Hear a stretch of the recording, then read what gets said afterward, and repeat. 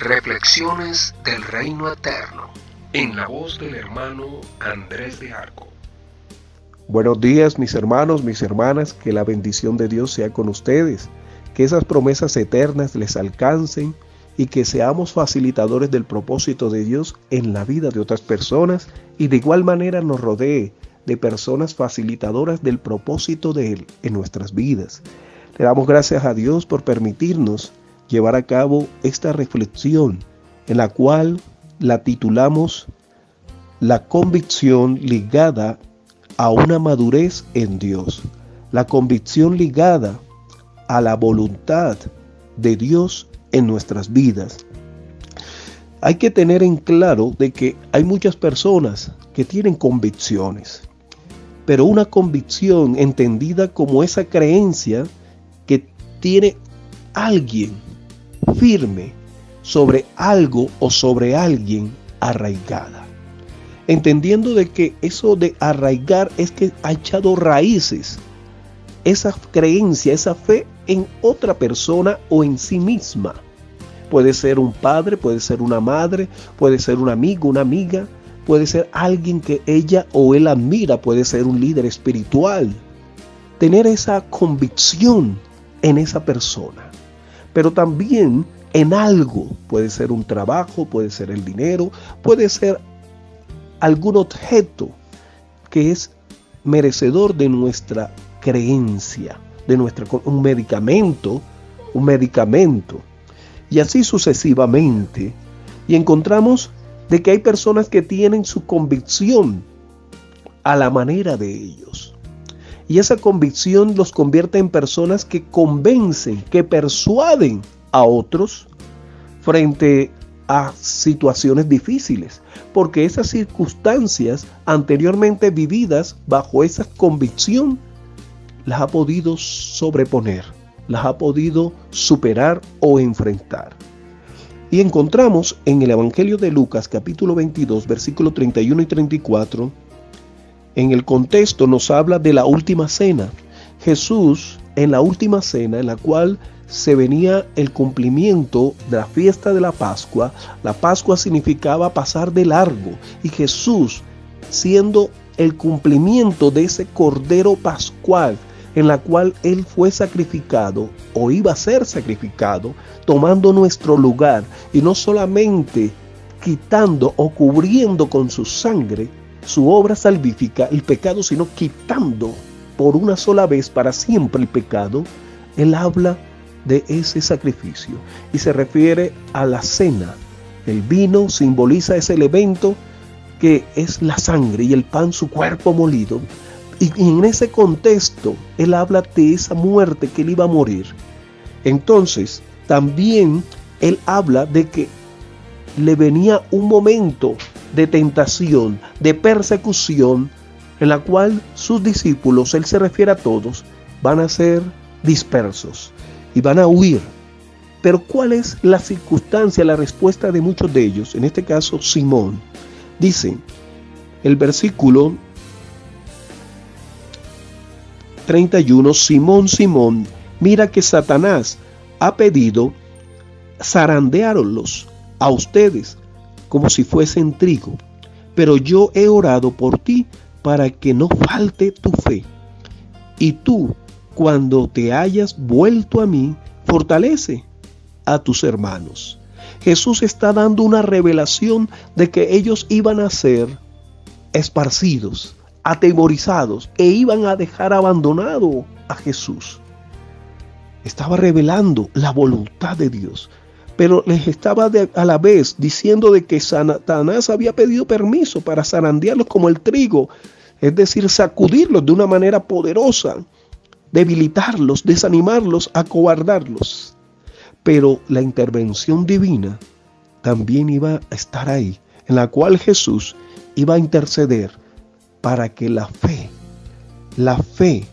de Simón Pedro no falte, no para librarlos de esa circunstancia, sino para que la fe no falte.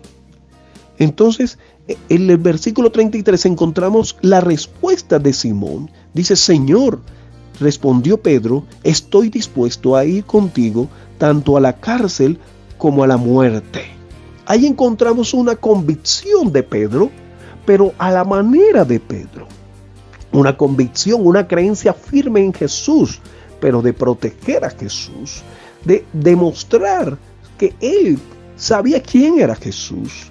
Ya lo había declarado anteriormente a través del Espíritu Santo: tú eres el Cristo, el Hijo de Dios, a quien iremos. Y vemos esa convicción, pero arraigada a la manera de Pedro. Y Jesús le responde, el versículo 34 del capítulo 22, Pedro, te digo que hoy mismo, antes de que cante el gallo, 3 veces negarás que me conoces. Que me conoces. Jesús, frente a esa convicción, ese argumento persuasivo de Pedro, para decirle a Jesús: mira, aunque los demás se acobarden, aunque los demás te nieguen, yo no lo voy a hacer. Y Jesús hace referencia al gallo. El gallo alardea en su naturaleza, alardea de valentía, alardea de cierta intimidación, grandeza.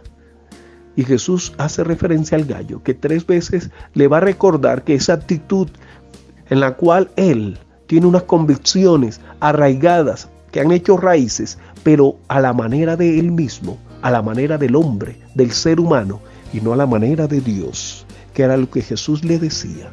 Y encontramos en el capítulo 16, nuevamente, ya anteriormente Jesús le ha hablado sobre esa circunstancia. Capítulo 16, versículo 21 hasta el 28, pero voy a hacer referencia cuando Jesús habla de su muerte, y el versículo 22 encontramos esa convicción de Pedro basada en sí mismo, y dice: entonces Pedro, tomando aparte, comenzó a reconvenirle, diciendo a Jesús: Señor, ten compasión de ti mismo, en ninguna manera esto te acontezca, o sea, que no mueras por nosotros, no vayas a morir, no vayas a tomar el lugar nuestro en la cruz del Calvario. Pedro haciendo uso de esa convicción, pero a la manera de Pedro, a la manera del hombre, porque después en el versículo 23, que es a la manera también de Satanás, dice: pero Jesús, volviéndose, dijo a Pedro: quítate de delante de mí, Satanás, me eres tropiezo, porque no pones la mirada en las cosas de Dios, sino en la de los hombres. Y Jesús, desenmascarando esa convicción arraigada no en la voluntad de Dios, sino en nosotros mismos, o en la manera como le agrada a Satanás, Jesús le dice: esa manera, esa convicción es tropiezo. Esa manera de servir, que piensas que le estás sirviendo a Dios o crees que estás agradando a Dios, es tropiezo, porque no está basada en el propósito de Dios, en la verdad que es Dios, en los principios bíblicos. Y encontramos que Jesús le dice que esa es la manera de los hombres, pero también es la manera como agrada a Satanás. Y frente a eso, encontramos a un Pedro que, pese de que Jesús le habla de referente al gallo, referente de que esa no es la manera, cuando Jesús va a ser arrestado, dice el versículo 47, pero básicamente el versículo 50 dice: y uno de ellos hirió al siervo del sumo sacerdote cortándole la oreja. ¿Quién fue ese? Pedro, Simón Pedro. Utilizó de esa espada para defender a Jesús, para impedir, para demostrar: sí, yo dije que no iba a negar a Jesús, que me iba a enfrentar aunque me mataran, aunque me encarcelaran. Lo hizo a su manera. Tenía convicciones, tenía creencias firmes, bien sólidas, pero puestas arraigadas en sí mismo, a la manera de él. Por eso Jesús intercedió por Pedro, no para evitar que negara 3 veces, lo negara 3 veces, no para evitar que ellos se huyeran y se escondieran, no, para que su fe no menguara, para que su fe no decayera. Y dice el versículo 54, un Pedro que luego huye y niega a Jesús, que busca a Jesús, pero de lejos, ya lejos, distante.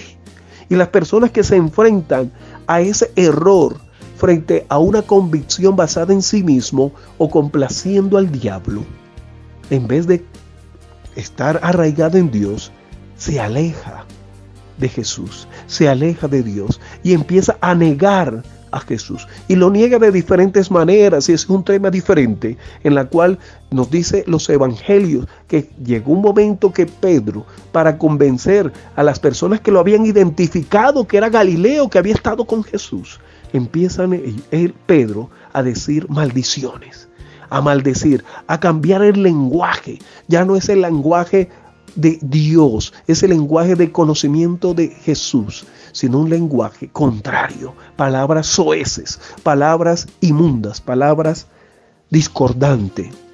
Y dice de una manera maravillosa el Evangelio de Lucas, refiriéndose a esa negación de Pedro, en el cual dice el versículo 63 del capítulo 22, el Señor se volvió y miró directamente a Pedro. Entonces Pedro se acordó de lo que el Señor le había dicho: hoy mismo, antes de que el gallo cante, no me negarás 3 veces. Y salió y allí lloró amargamente. Hoy el Señor nos está mirando en todo momento de qué manera nuestra fe está arraigada en nosotros mismos, en la manera como nosotros hemos llevado a cabo esa cristiandad o esa vida alejada de Él, como ocurrió con Pedro. O nos quiere hacer volver a nosotros, reconciliarnos, afianzarnos en Él.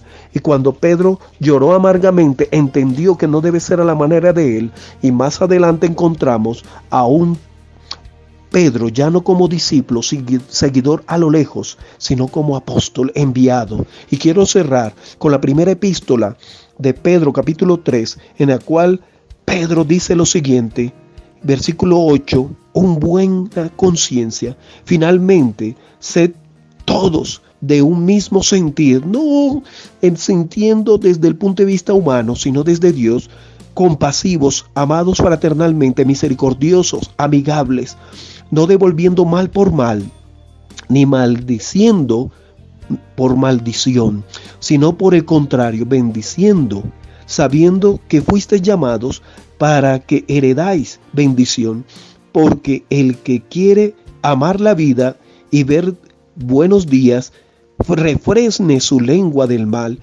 y sus labios de hablar engaño. Apártese del mal y haga el bien.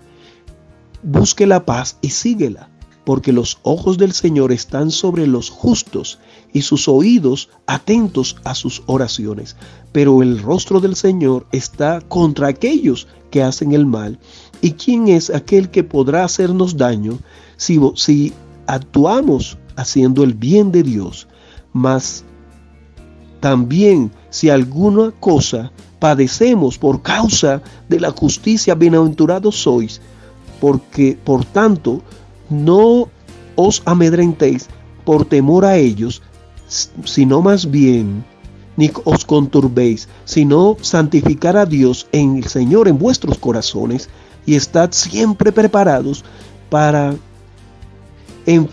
proponer con mansedumbre y convencimiento a todos aquellos que os demanden alguna razón de vuestra esperanza que hay en vuestro Señor, teniendo buena conciencia, para que los que murmuran de vosotros como malhechores sean avergonzados los que os calumnian de vuestra buena vida en Cristo. Porque mejor es padecer haciendo el bien, si la voluntad de Dios así lo quiere, que haciendo el mal. Porque también Cristo padeció una sola vez por los pecados del mundo, el cual padeció por los injustos, para que llevar a Dios mandó que la verdad estuvo muerto en la carne, pero vivificado en el Espíritu. Vemos ahora un Pedro transformado, y cierro con el capítulo 4, versículo 12. Amados, no os sorprendáis del fuego de prueba que os ha sobrevenido como si cosa rara o cosa asombrosa nos sucede, sino pues que padecemos por Jesucristo, padecemos porque andamos en la voluntad de Dios. Si sois vituperados por el nombre de Jesucristo, sois bienaventurados, porque el glorioso Espíritu de Dios reposa en vosotros. Y sigue ahí el apóstol Pedro hablando ya con una convicción arraigada en la voluntad de Dios, no a la manera de Pedro, sino a la manera de Dios. Debemos vivir a la manera de Dios. ¿Y cómo podemos vivir? Leyendo su palabra, viviendo su palabra, adorándole, exaltándole, no importando las circunstancias, entendiendo que aunque estemos en crisis, en momentos de contentamiento, de alegría, debe ser a la manera de Él. Señor, ayúdanos a actuar, a vivir, a responder a la manera tuya y no a la manera de los hombres, no a la manera nuestra. Por Cristo Jesús, ayúdanos, Señor. Que Dios te bendiga, tu hermano Andrés Iván de Arco Altamar. Bendición, bendición, bendición.